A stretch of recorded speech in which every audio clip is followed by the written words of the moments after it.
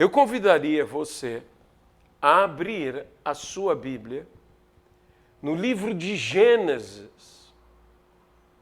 Livro de Gênesis, o primeiro livro das Sagradas Escrituras, no capítulo de número 3. Livro de Gênesis, capítulo de número 3, versículo 17 a 19. E Adão disse: visto que atendeste à voz de tua mulher e comeste da árvore que eu te ordenara, não comesses, maldita é a terra por tua causa. Em fadigas obterás dela o sustento durante os dias de tua vida. Ela produzirá também carbos e abrolhos, e tu, cardos e abrolhos, e tu comerás a erva do campo.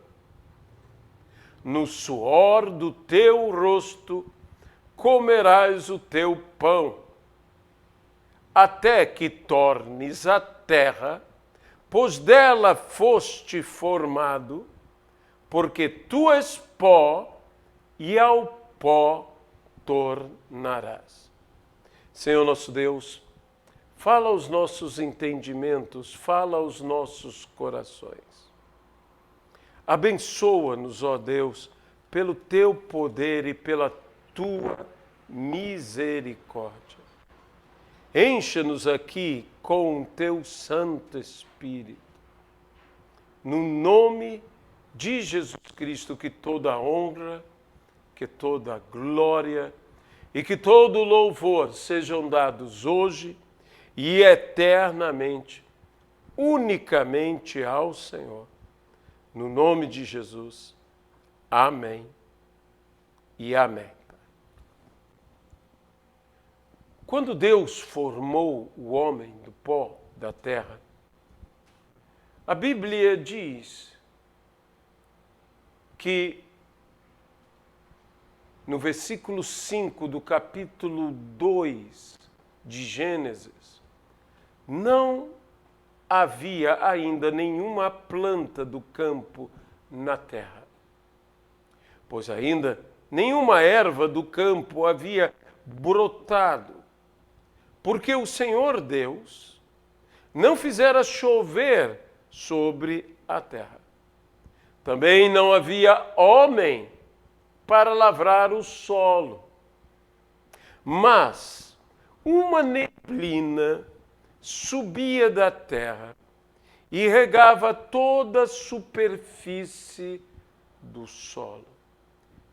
Então formou o Senhor Deus o homem do pó da terra e lhe soprou nas narinas o fôlego de vida, e o homem passou a ser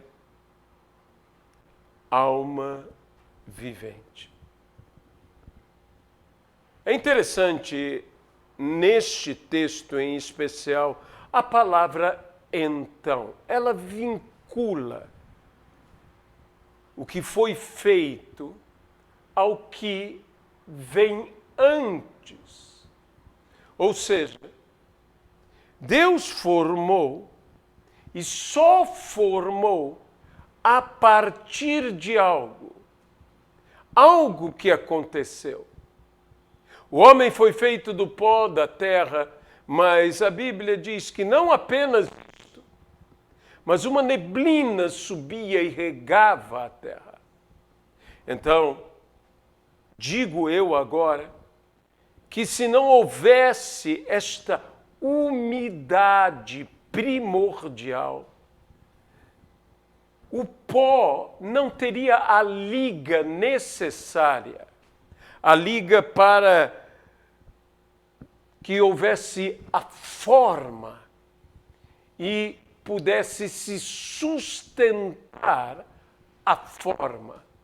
É por isso que muitos falam não apenas do pó da terra, mas do barro da terra. O homem feito do barro, feito deste pó com esta umidade. Se não houvesse essa língua, quando Deus soprasse, simplesmente espalharia o pó. Também em nossos dias, em nossas vidas, por vezes necessitamos desta liga, desta umidade em nossa vida, deste vapor que sobe da terra e que nos dará a consistência necessária para que Deus possa trabalhar com suas mãos neste pó que somos nós. Hoje, eu diria que o vapor que sobe da terra é a oração que sobe da terra. A oração que sobe e que rega a terra. Quando oramos, não só nossas orações sobem, mas a resposta a elas desce sobre nós.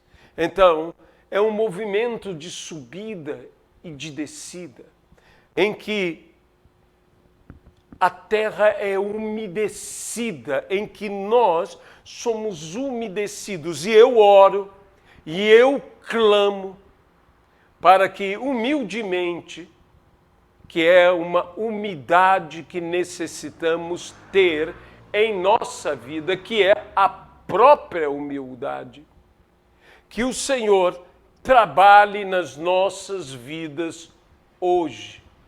Que o Senhor faça a obra que Ele deseja em cada vida, em cada coração, em cada família, hoje. Tudo estava maravilhoso. Tudo era alegria no jardim, no paraíso, no Éden. Mas, infelizmente, o homem veio a pecar. O homem veio a comer do fruto que lhe era vetado, que lhe era proibido. E consequências aconteceram. O pecado entrou na humanidade e com o pecado a corrupção e a morte entraram no mundo, na humanidade. Nos diz a palavra que diante de tudo isto, o Senhor e a voz do Senhor que buscava o homem no meio do jardim. A Bíblia diz que Deus caminhava no meio do jardim e a voz do Senhor buscava o homem. E a voz do Senhor continua buscando o homem. A voz do Senhor continua chamando pelo homem. A voz do Senhor continua chamando por você e por mim. A voz do Senhor continua chamando a todos nós. A voz do Senhor continua falando o nosso nome, chamando a nossa pessoa a um encontro pessoal, a um encontro com Ele. Na viração do dia, buscava o Senhor ao homem. E percebo eu que na viração do dia, todos nós, quando vemos o dia virar, às 18 horas, quando o sol está baixando, a noite está surgindo, que é algo até bonito de se ver, que particularmente na nossa cidade, em lugares como o Aterro do Flamengo, ele fica num tom avermelhado, muito bonito. Mas, estranhamente, nós sentimos uma espécie de nostalgia. E nostalgia do quê? Há um sentimento quase impossível de explicar que a viração do dia produz em todo ser humano. Eu digo e eu afirmo que não é outra coisa senão a saudade da conversa com o Pai. A saudade do diálogo com Deus. A saudade da comunhão com o Senhor. A saudade do jardim do Éden, dos aromas, dos gostos que havia no jardim do Éden, das cores que existiam no jardim do Éden, acima de tudo, da comunhão, porque o homem tinha diariamente esta comunhão. E há tantas necessidades diárias do homem. O homem tem a necessidade diária de dormir, tem a necessidade diária de se alimentar, de comer, de se hidratar. O homem tem necessidades diárias, mas uma necessidade diária que por vezes o homem não acorda, não percebe, no entanto sente que algo lhe falta, porque essa necessidade não está sendo atendida, que é a necessidade diária de comunhão com Deus. E Deus, volto a dizer, está a buscar este homem. Tendo o Senhor encontrado o homem e a mulher, bem como a serpente, no Éden, e no estado em que encontrou, passa o Senhor a repreender.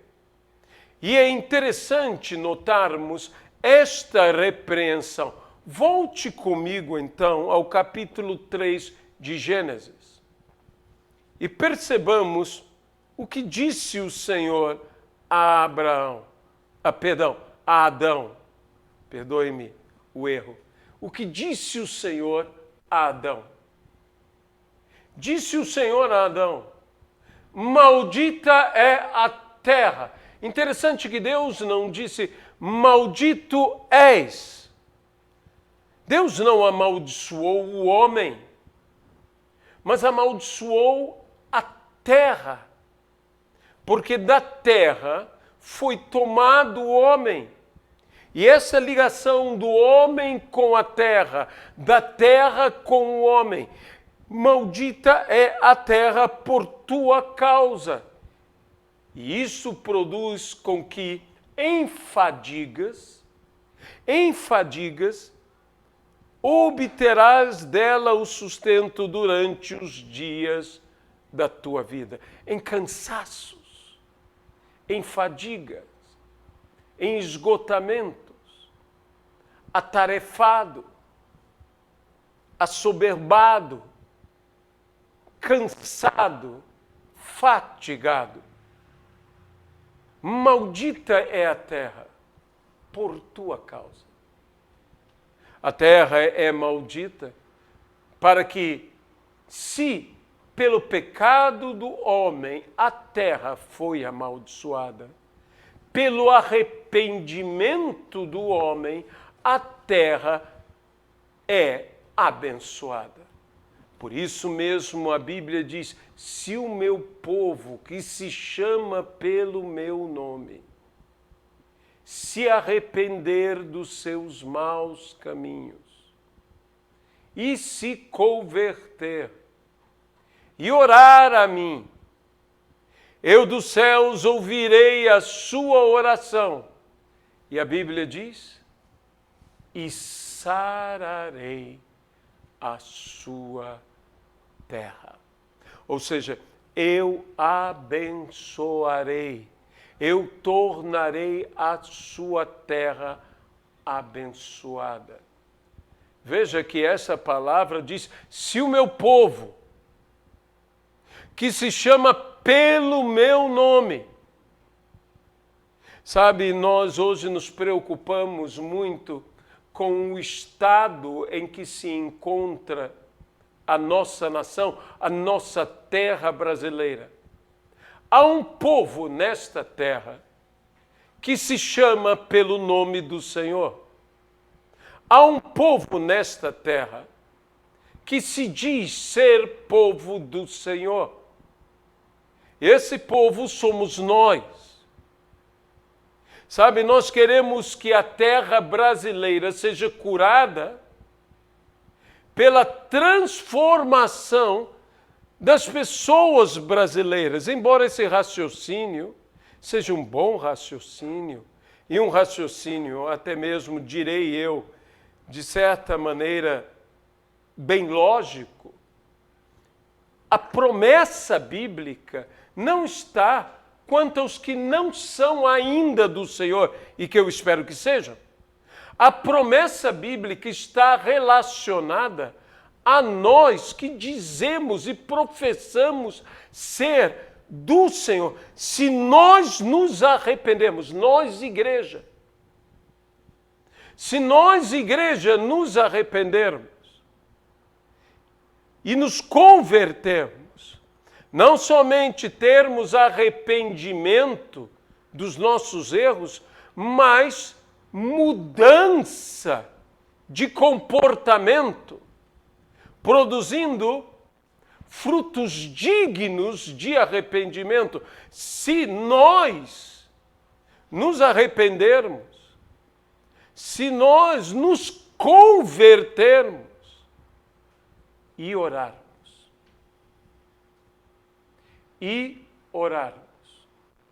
Deus ouvirá dos céus a nossa oração e curará a nossa terra. Deus não te amaldiçoou, você não foi amaldiçoado, você não é amaldiçoado por Deus, por ser pecador, mas a terra é amaldiçoada. E nós temos que trabalhar para que essa terra seja abençoada.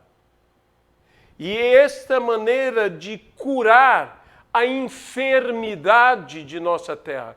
É dito que, entre outros problemas que especialmente a terra brasileira o tem, a corrupção é uma enfermidade em nossa terra. Muito pior do que qualquer pandemia. Então, nós, para que essa terra seja curada, nós, como povo de Deus, temos que nos converter.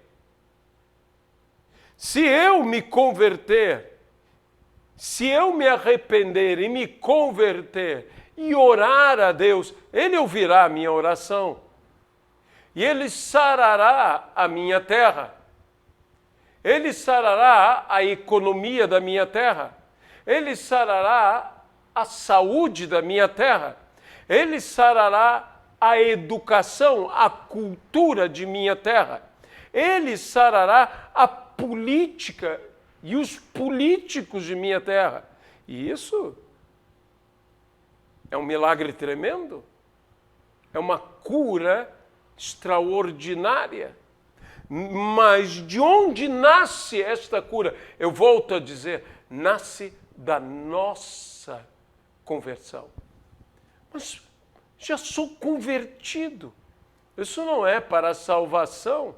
Isto é para a cura, para que a nossa terra seja sarada. Isto é, portanto, a conversão que vem de um arrependimento verdadeiro da Igreja de Cristo e da oração. Se não orarmos, ainda que nos arrependamos, ainda que venhamos a nos converter, nós temos que orar. Orar. E a nossa terra será curada, será sarada. Mas o Senhor ainda acrescentou algo.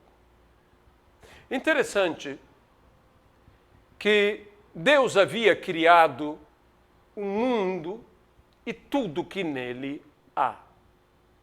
Descansou Deus da criação. Mas não parou Deus de ser criador. Deus não parou de ser criador. Deus continua sendo criador. E Deus continuava sendo criador. Pensamos assim, não, Deus criou tudo naqueles 7 dias, mas nem tudo. Porque aqui encontramos algo que foi criado depois da queda do homem, depois do pecado. Veja, ela produzirá também cardos e abrolhos. Cardos e abrolhos, ou seja, espinhos. Espinhos pequenos e grandes. Ela produzirá distintos espinhos. Os espinhos surgiram após a queda do homem. E é sobre esses espinhos agora e que eu desejo falar. Porque os espinhos, parece-me que não faziam parte do projeto original, que vieram depois. E para um mundo cheio de espinhos, Deus expulsa o homem, mas não o expulsa desnudo como estava. Diz que lhe fez roupa. Na realidade, a palavra é túnica. A mesma palavra para túnica sacerdotal, para o traje sacerdotal. Lhe fez roupa de couro, para que o homem pudesse, totalmente trajado, estar protegido contra todos os espinhos. Deus não nos manda a uma terra com espinhos nu, para que nós não venhamos, por estarmos desnudos, sermos feridos, mas Ele nos envia a uma terra com espinhos, protegidos por uma veste de couro, para que não nos firamos. Que Deus maravilhoso, que Deus misericordioso. Mas o que seriam os espinhos? Vamos, um momento, à famosa parábola do semeador.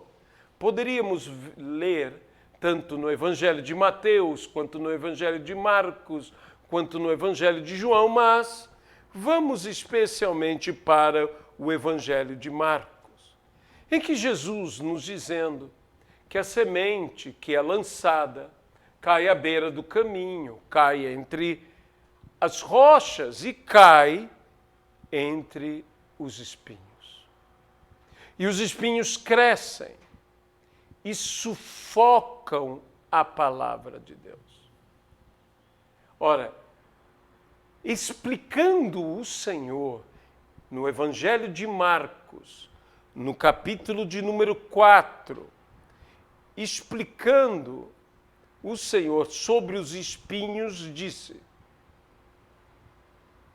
os outros, os semeados entre os espinhos, são os que ouvem a palavra, mas os cuidados do mundo, a fascinação da riqueza e as demais ambições, concorrendo, sufocam a palavra, ficando ela infrutífera. Os cuidados do mundo, a fascinação da riqueza e as demais ambições. Porque não há ambição apenas pelas riquezas. Os cuidados do mundo podem se manifestar como angústias, como preocupações, como ansiedades. As riquezas, ou a fascinação das riquezas, ou os deleites ou os prazeres da vida, como também é chamado, se não me engano, em Lucas, essas coisas e as demais ambições são esses espinhos. Espinhos são coisas perfurantes. Espinhos são coisas incômodas, que inflamam, que perturbam.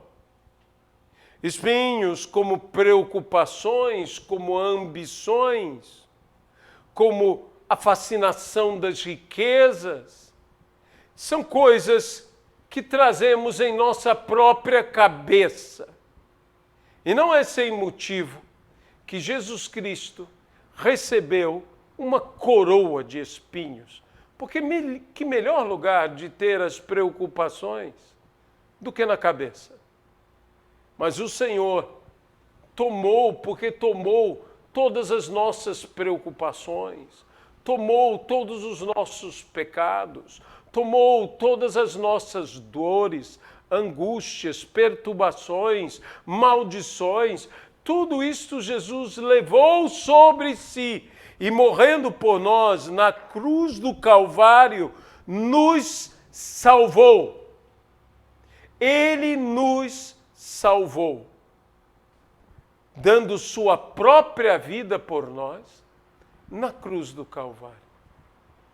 Meus amados irmãos, nós não podemos permitir que preocupações, que fascinações da riqueza e que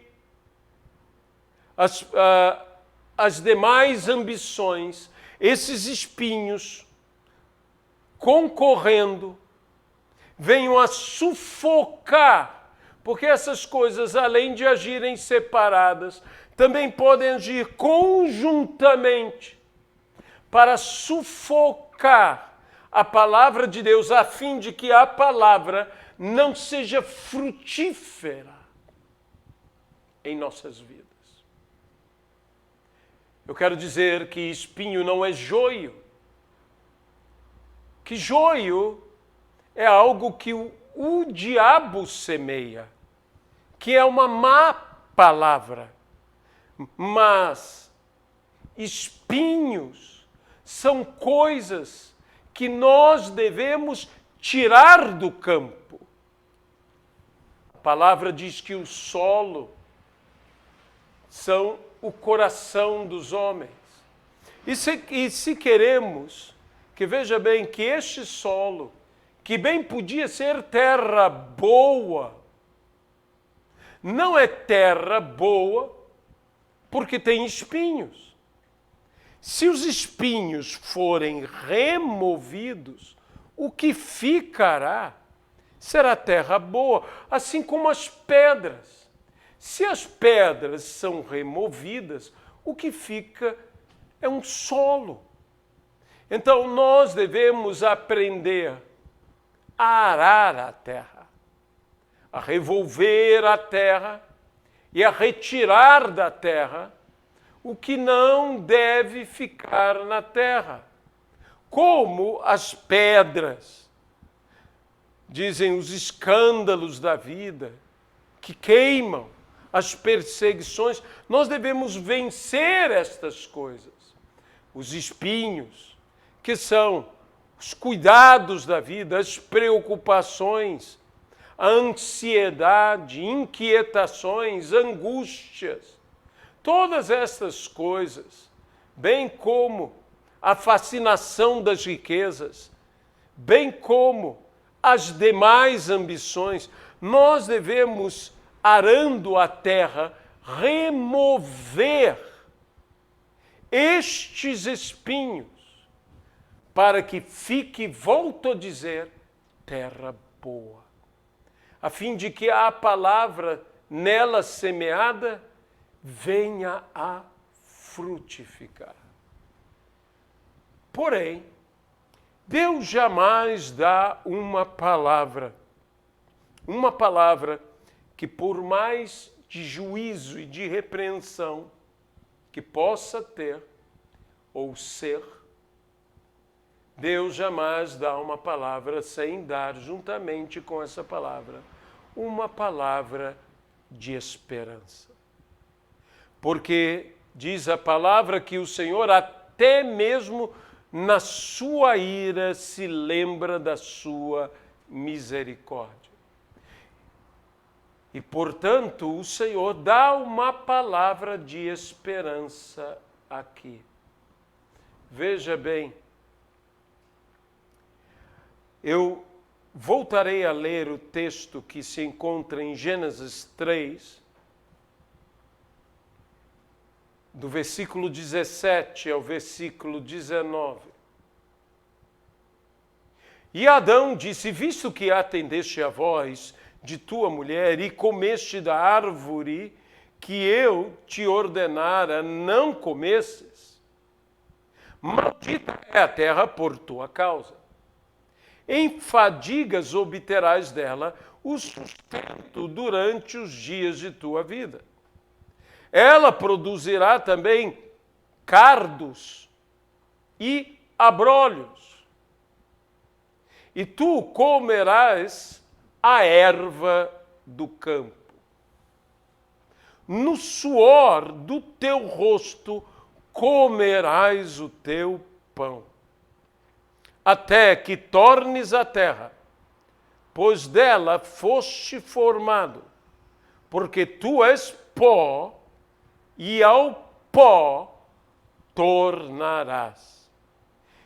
Talvez você me pergunte qual é a palavra de esperança, e eu te direi que a palavra de esperança aqui é pão.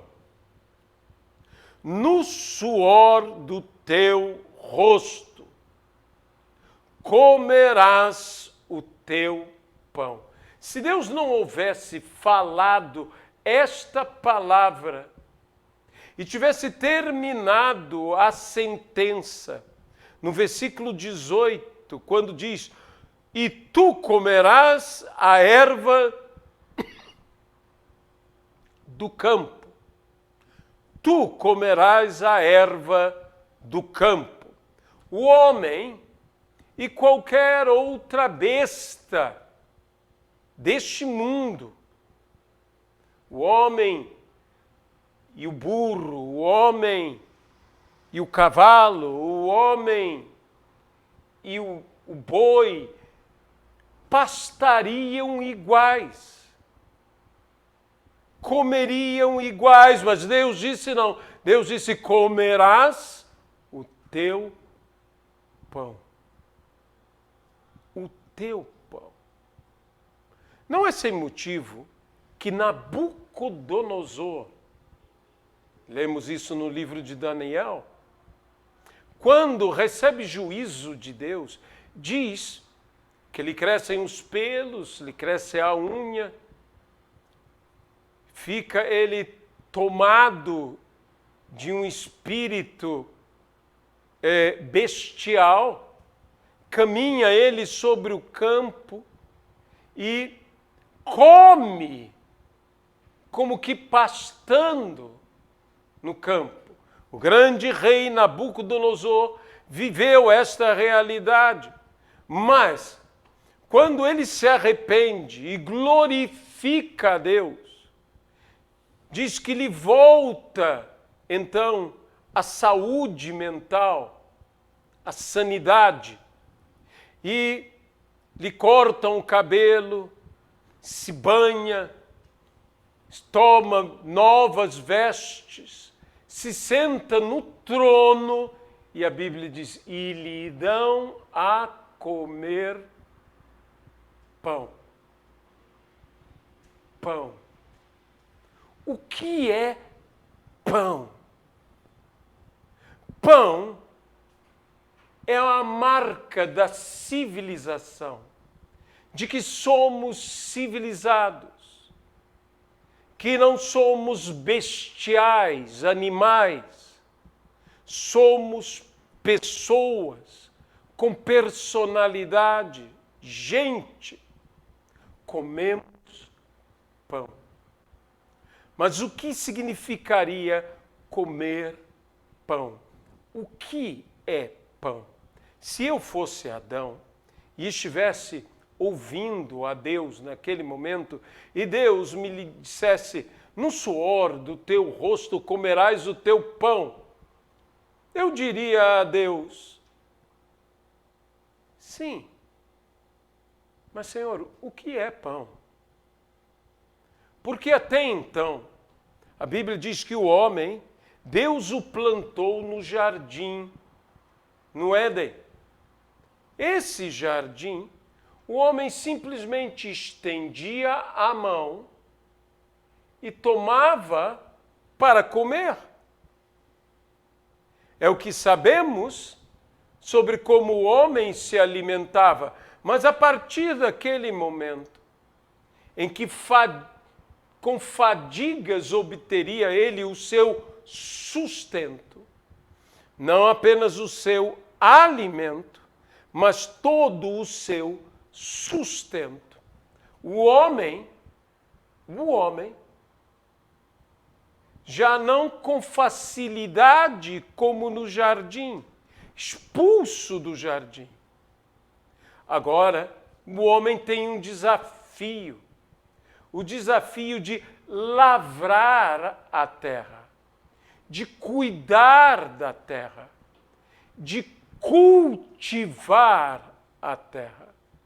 Nós também temos esse desafio de cultivar a terra, de trazer o cultivo do Éden para a terra que não é o jardim do Éden.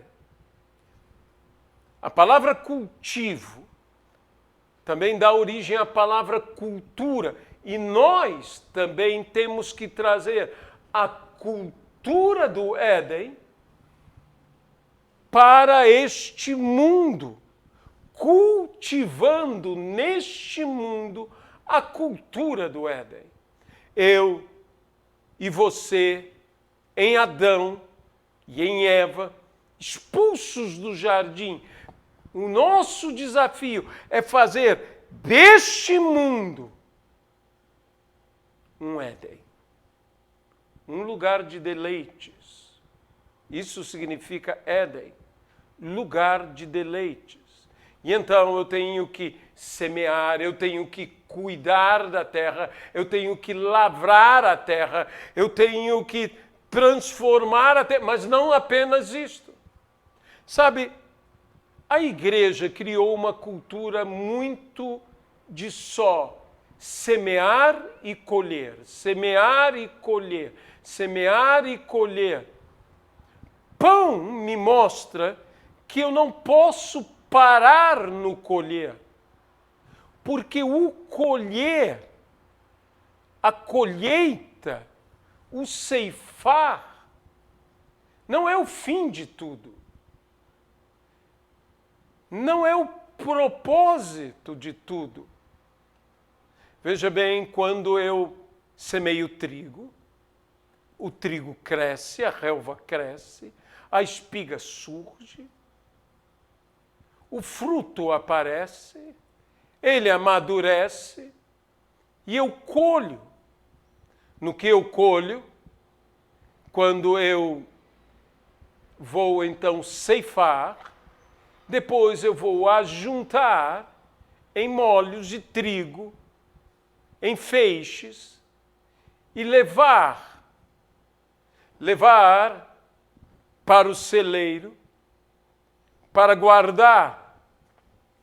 Vou esperar secar, estando seco, vou debulhar, vou então tirar as impurezas, separar os grãos. Para a sementeira colocarei o que eu considerar os melhores grãos, para ter depois a melhor colheita. Vou separar os grãos, e os grãos separados para a sementeira se tornarão em sementes. Qual a diferença entre uma semente e um grão? Nenhuma. A diferença está no propósito, pois o propósito da semente é ser semeada e produzir uma nova colheita. Mas o propósito do grão é ser trabalhado para que eu me alimente e me sustente. Então, eu tomarei este grão, eu limparei o grão de toda a sujeira, eu levarei o grão ao moinho, eu moerei o grão, quantas vezes forem necessárias, eu tomarei a farinha, eu terei a farinha e agregarei à farinha o que for necessário, farei a massa, com a massa eu levarei ao forno, e do forno eu tirarei o pão, e aí eu comerei. Então, eu quero dizer que semear e colher não são toda a tarefa. Há muito mais que fazer, além de semear e além de colher o que foi semeado. Porque é no suor do rosto que comeremos o pão. Mais uma vez, eu pergunto, o que é importante em relação ao pão? É que pão significa que eu não preciso engolir as coisas como elas são. Deus me dá poder, capacidade para transformar as coisas e tornar algo que antes não seria agradável em algo agradável. Transformar trigo em farinha e farinha em pão. Então eu direi a você, você não tem que engolir as coisas como as coisas são. Deus te deu poder para transformar as coisas em sua vida. Isto significa pão. Deus te deu poder para mudar as coisas. Há pessoas que estão entregues a um fatalismo e olham as coisas, bem, as coisas são assim. Mude as coisas. Transforme as coisas. Trabalhe nessas coisas. Não engula as coisas como elas são. Não engula trigo como trigo é. Trabalhe o trigo. Trabalhe. Faça semente de trigo. E então, você poderá fazer pão. Faça da semente ou do grão o trigo. E você poderá, do trigo, comer o pão. Ou seja, eu poderia dizer, da semente, você poderá chegar no pão. Mas isso não será sem trabalho, não será sem esforço. Você tem que olhar as coisas ao redor da sua vida e dizer, Deus me deu poder sobre a realidade ao meu redor para mudar a realidade ao meu redor. Algumas pessoas dizem, eu não estou gostando do que eu estou colhendo em minha vida. Sim, há várias pessoas que estão insatisfeitas com aquilo que tem colhido em sua vida. Nem tudo que você plantou, você colhe. Nem tudo que você colhe, necessariamente você plantou. Há coisas que estamos colhendo porque outros plantaram E podem ser boas coisas e podem ser coisas ruins. Mas se eu não estou satisfeito com o que eu tenho colhido na minha vida, a primeira atitude que eu tenho que ter é mudar o que eu estou semeando ou plantando na minha vida. Eu não reclamar do que eu tenho colhido, mas mudar o que eu tenho semeado. E então eu colherei outra coisa. Não será imediatamente. Há um tempo para cada coisa. Eu estarei semeando outra semente. E então eu colherei outros frutos. Outros não estão satisfeitos com o quanto tem semeado. Diz, mas tem colhido. Eles dizem, mas eu tenho colhido tão pouco. Tão pouco. Se você não está feliz com o quanto você está colhendo, não adianta chorar. Você tem que mudar o quanto você está semeando. Porque quem semeia pouco, pouco também colherá. Mas quem semeia muito, muito também colherá. Então, se eu semeio em abundância, em superabundância, eu irei colher. A Bíblia diz que o que cega e o que semeia andarão juntos. Como isso pode ser possível?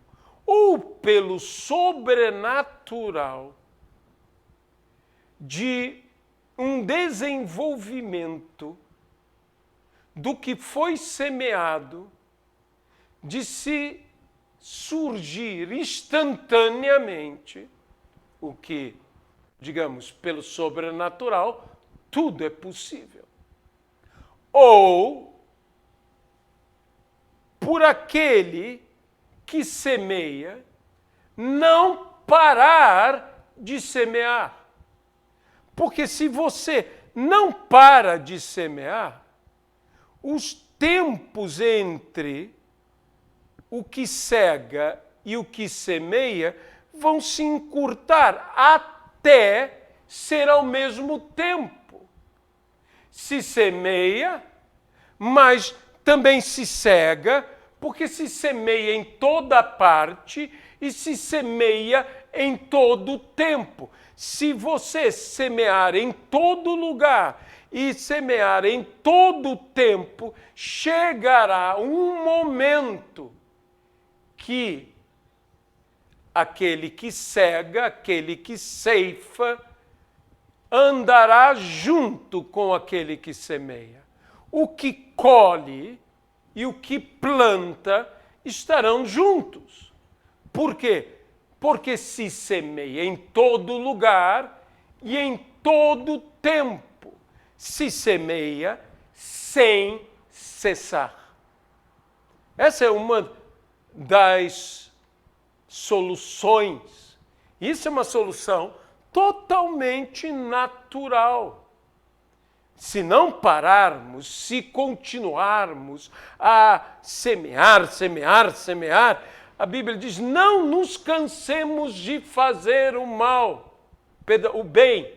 Hoje eu estou tendo perdas aqui. Não nos cansemos de fazer o bem. Porque parece-me que o homem de fazer o mal não se cansa. Então, não nos cansemos de fazer o bem, porque ao seu tempo colheremos, veja, se não houvermos desfalecido. Precisamos de um vigor, precisamos de uma têmpera, de uma perseverança, para fazer o bem sem cessar. E colheremos. Seguramente colheremos. Colheremos o que temos semeado. E colheremos segundo o que temos semeado. Você não precisa comer as coisas como elas são. Deus te deu poder para manufaturar, para trabalhar as coisas, para mudar a realidade em sua vida. Isto é verdadeira civilização. O pão e a civilização estão altamente ligados. E nós precisamos saber que Deus nos deu poder para mudar a realidade. Olhe a realidade ao redor da sua vida. Eu tenho dito que se eu quero chegar aonde ninguém chegou, eu tenho que estar disposto a andar por onde ninguém antes andou. Se eu quero realizar o que ninguém antes realizou, conquistar o que ninguém antes conquistou, eu tenho que estar disposto a fazer o que ninguém antes fez. Eu preciso me esforçar. Eu preciso suar. Eu preciso entender que é no suor que não será fácil. Mas o que Deus está dizendo aqui é que você conseguirá. Não será fácil, mas você conseguirá. Meu amado irmão, minha amada irmã, não desanime. Nós olhamos toda essa situação, toda essa realidade do mundo que nos cerca, e alguns simplesmente engolem a realidade que nos cerca e aceitam. Não engula isto. Transforme. Vamos transformar o mundo. Vamos transformar a nossa sociedade. Vamos transformar os homens. Vamos transformar a nossa cultura. Vamos fazer pão. Vamos nos deleitar do que, de outra maneira, não nos deleitaríamos. Vamos trabalhar. Não será fácil. Vamos suar. Será em fadigas, mas nós vamos conseguir. O pão é o que nos sustenta. O pão diário pedimos a Deus. Mas embora peçamos a Deus, produzimos com a bênção de Deus o mesmo pão. Então, meu amado irmão, Deus também sabia que não seria fácil nos dar o pão que vem dos céus. Jesus disse: eu sou o pão dos céus. Se alguém comer de mim, não terá mais fome. Se alguém beber da água que eu dou, não terá mais sede. O profeta Elias foi um homem sustentado sobrenaturalmente por Deus. Em 3 ocasiões nós vemos esse sustento sobrenatural de Deus ao profeta Elias. Na primeira ocasião, é quando Elias fica junto ao ribeiro e corvos trazem carne e pão. Elias, portanto, durante aquele período, comeu carne e comeu pão. Do ribeiro bebeu água. Secou-se o ribeiro. Não havia, portanto, água. Elias se levanta, já não mais os corvos trariam pão e carne. Elias caminha e vai para a casa da viúva. Lá, a viúva e o órfão, Elias compartilha com eles o pão que eles o tinham. Ela lhe dá a beber água, Elias fica naquela casa e enquanto houve seca, a Bíblia diz que a panela da viúva não cessou de dar comida. Então, Elias foi à casa da viúva. Elias foi à casa da viúva e lá comeu pão que se multiplicava sobrenaturalmente. O primeiro pão era trazido sobrenaturalmente. O segundo pão era multiplicado sobrenaturalmente.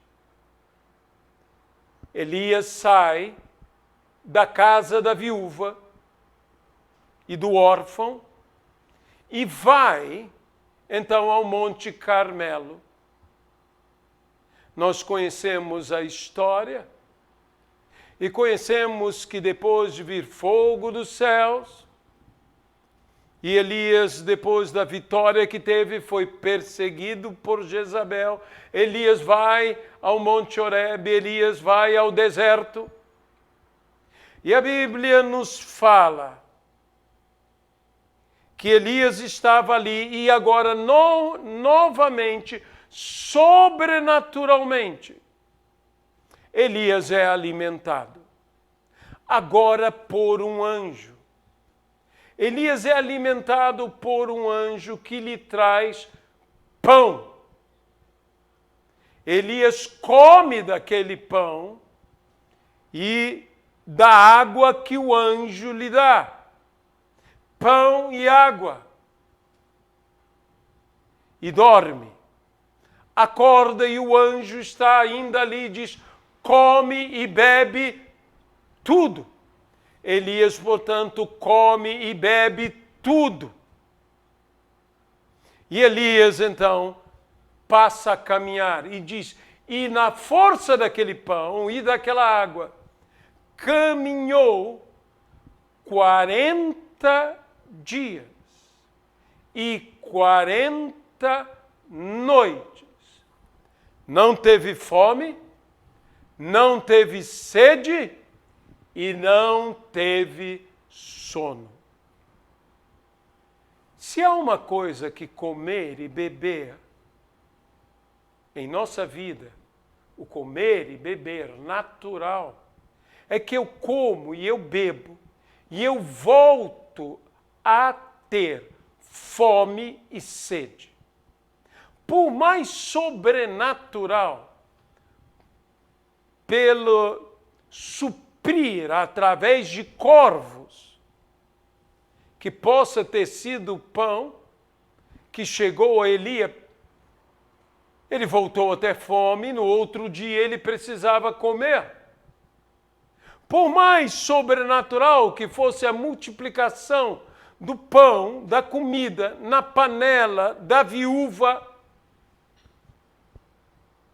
Elias comia, mas no outro dia voltava a ter fome. Mas por que não teve fome e sede durante 40 dias, nem sono. Por que ele sustentou de tal maneira? Porque aquele não era pão da terra, era pão dos céus. E quem come e bebe do pão dos céus, da água de vida eterna, não voltará a ter fome, não voltará a ter sede. E eu digo mais, não se cansará. Mas isto tudo representava a pessoa de Jesus. Esse pão sobrenatural, esta água de vida eterna, esse pão da vida, esse pão dos céus, que eu quero te convidar a comer desse pão, não a provar. Eu não estou te convidando a provar deste pão, a provar desta água. Eu estou te convidando, como o anjo disse, coma tudo, beba tudo. Jesus, você o toma todo para a sua vida.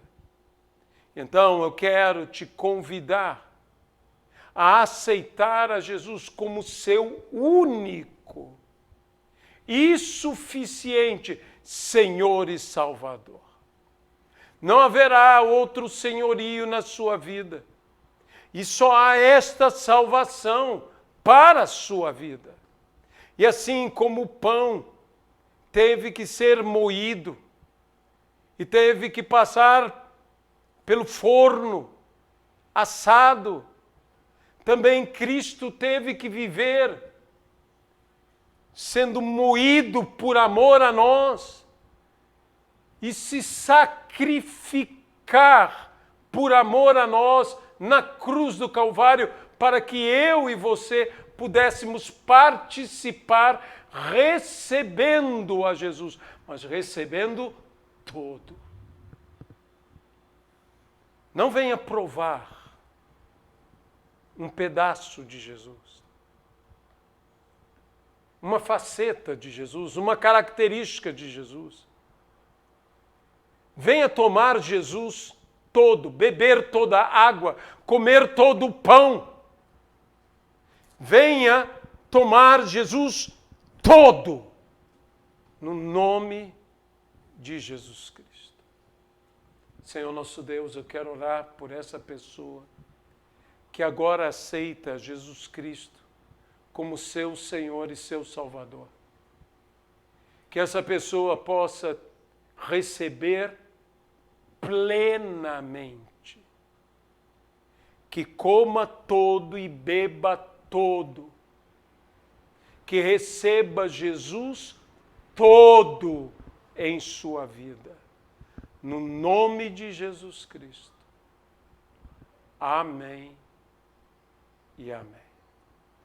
Ainda quero fazer uma oração por todos nós que já aceitamos o Senhor como nosso Senhor e Salvador. Uma oração que vem com um desafio. Não engula as coisas como elas são. Deus lhe deu o poder de transformar a realidade da sua vida.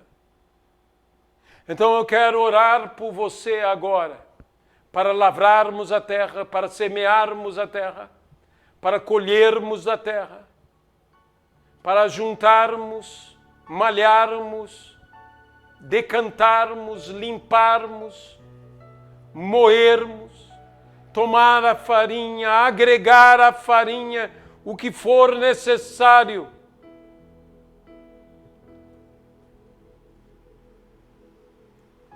E então, comer o pão. No suor do teu rosto, comerás o teu pão, Volto a dizer, não será fácil, mas conseguiremos.